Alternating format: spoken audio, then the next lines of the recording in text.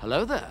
This is where the fun begins. Hey there guys, Unofficial Star Wars here. Hope you're all doing well. In this video, we're going to be talking about the third season of The Mandalorian. So we're going to go ahead and we're going to hop right on into it. Pedro Pascal has recently teased some Luke Skywalker leveled reveals in The Mandalorian Season 3. These are reveals that would be on the same par as having Luke Skywalker appear in The Mandalorian Season 2 finale, or even having Luke Skywalker pop up and show up in the Book of Boba Fett for a guest surprise appearance. So it would be undoubtedly exciting, beyond exciting, to see appearances like this actually happen in The Mandalorian Season 3. However, the other question remains on how would you even go about topping having Luke Skywalker appear in The Mandalorian Season 3. I think there's a number of different ways and choices that they really could go that would be beyond amazing, and I think that they have already set those up, such as having Star Wars Rebels characters appearing in live action, setting stuff up for the Ahsoka Tano show that's also going to be coming later in the year of 2023. But I'm just going to go ahead and downright out say it, having maybe characters such as Cal Kestis from the Jedi Fallen Order game appear here in the Mandalorian and the Mandoverse, or having the return of Mace Windu, hashtag Mace Windu lives,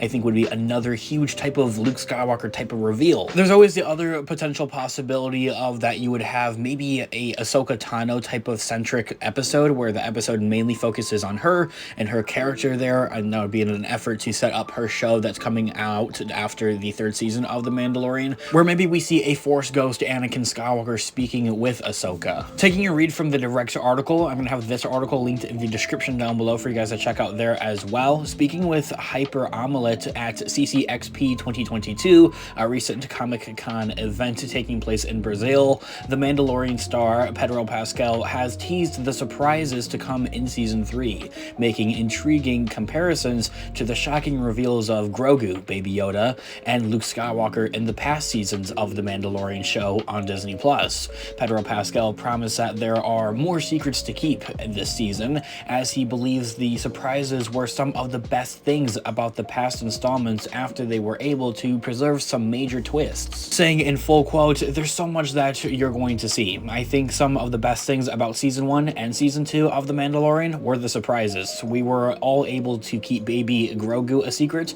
and we were all able to keep Luke Skywalker's return to the world a secret. So there's more secrets to keep." And also defining the highly anticipated third season in just one spoiler-free word, the Din Djarin actor of Pedro Pascal said that epic. I quite honestly, in my own personal thoughts and opinions, that's going to be an understatement for the third season of The Mandalorian. Just telling from when we saw Din Djarin appear in the Book of Boba Fett, that was beyond amazing. I was in complete utter shock, and with everything that they also had done with Luke Skywalker and him and his appearance, and also going ahead and meeting, having Ahsoka Tano there as well. Also having Cad Bane in that episode was just utterly insane. Pedro Pascal also went on to comment on the experience of using the Darksaber on set, describing how he had to learn to dance with it, and cryptically teased on how it rules that reveals themselves. Saying that in full quote on what he has to say about the Darksaber and using it on set, behind the scenes, and how it's also going to be used within the actual show itself, in quote, "I mean, it teaches you, you know?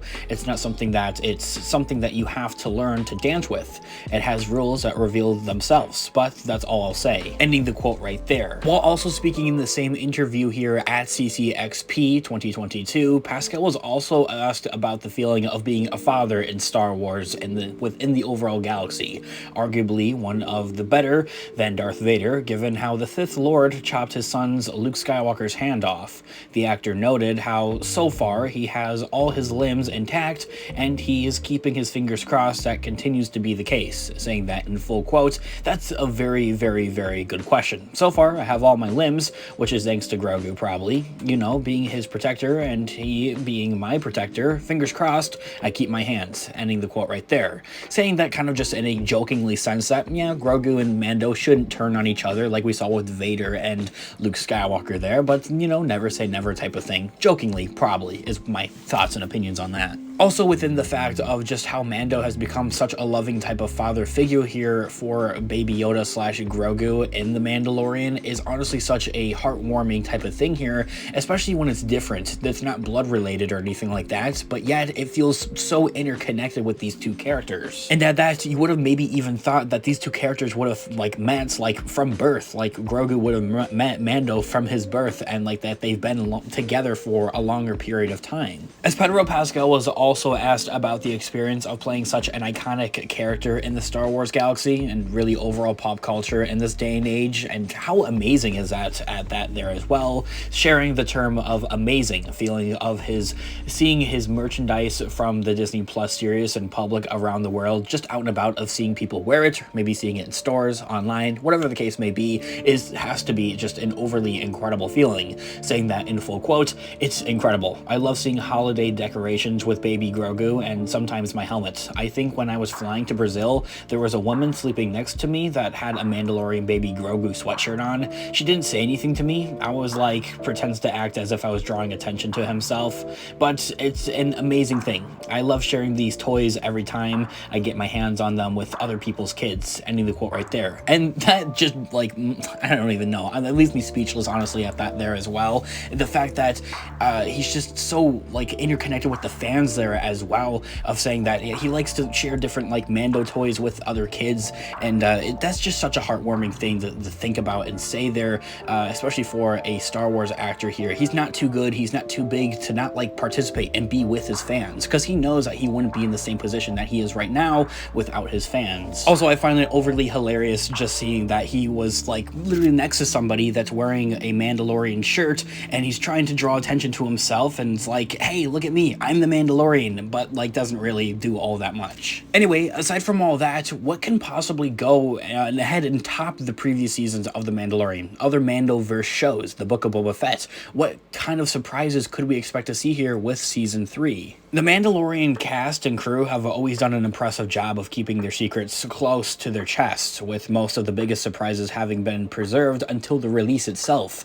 In order to preserve the shock of Luke Skywalker's season 2 cameo, the cast was even told that the Jedi cameo would be actually Plo Koon instead, and Ahsoka in place to bring more Star Wars icons into live action with Star Wars Rebel stars, Hera Syndulla, Sabine Wren, Chopper, Ezra Bridger, and even Grand Admiral Thrawn, who was even name dropped in season 2 of The Mandalorian. So perhaps the Ghost Crew could first appear in The Mandalorian season 3 as part of the lead-in to the Ahsoka show that would be coming later on in 2023.